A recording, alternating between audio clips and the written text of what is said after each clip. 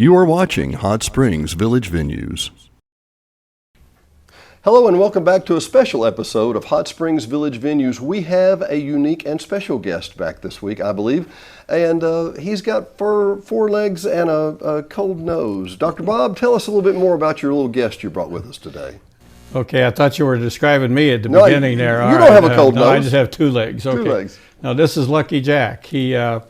He originated in Jessieville, probably under a porch, and was brought in to me on Saturday morning by three young fellows who had evidently shot him with an arrowhead, and the video and the pictures will show you those that's in there. Right. And so I determined there was an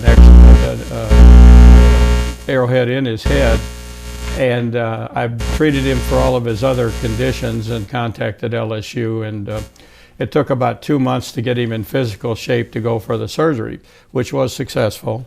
Goodness. The arrowhead is in my clinic. It's up on the wall. It'll be there for as long as I am. Anyway, Jack recovered from that tremendous trauma, and for 2 years or so, he wouldn't let anybody come near him in the run. He would go to the back of the run and growl and bark at him. Can you blame him? No, not at all. That was my point, is that I don't think he had very much faith in the human race at that time. Anyway, during the fall when he came in, he was featured on Blackberry and was on television all over the country because, you know, dog with arrowhead in his head. Right. And he's in Ripley's Believe It or Not. Goodness. And he survived all that over the years. Now, some of the laughter effects are still there. He can't chew on anything hard because he starts sneezing. Really? So we don't give him anything hard to chew. Well, the upper maxilla on the right side of his face, and you'll see the hole in the picture, was severed from the jaw and was hanging there. So I put it back in and sutured it together, and it actually healed over a 3-month period. But it's a little unstable, and when I don't let him chew on anything hard. Yeah. It's because then he sneezes. Well, how long has this been, Dr. Bob? Oh, geez, that was 2007. So that's 11 years ago, 12 years ago now.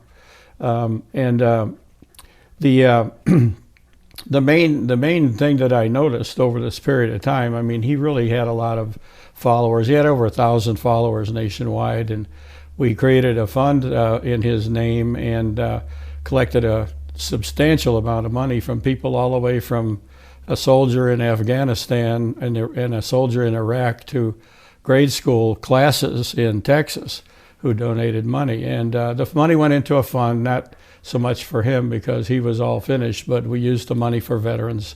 And he's the poster doggy now for the DAV canine program because he has PTSD too, and we all, the of us that have that, understand it.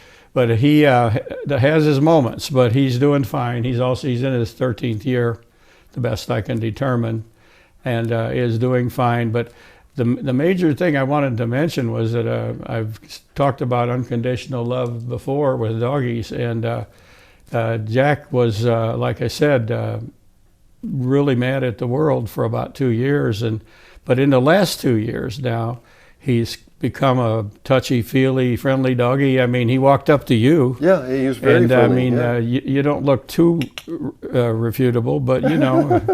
Anyway, no, it's okay. He's a reasonable judge of character. Yeah, he is a reasonable judge of character. So he's let people actually pet him, and he seems to enjoy it now.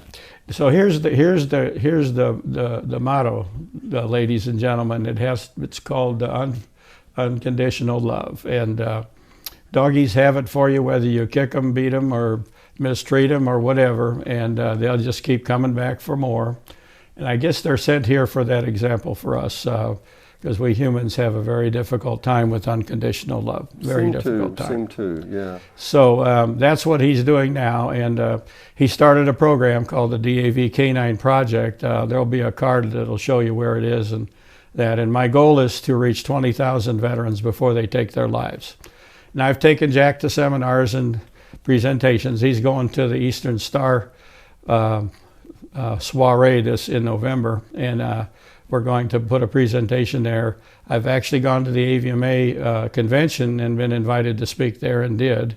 and about PTSD and veterans and service dogs. And taking Jack with you?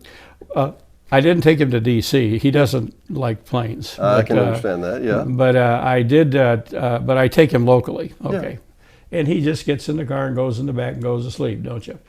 Now, if you notice that long line on his nose there, you can see it. It's in the pictures. Okay, Yeah.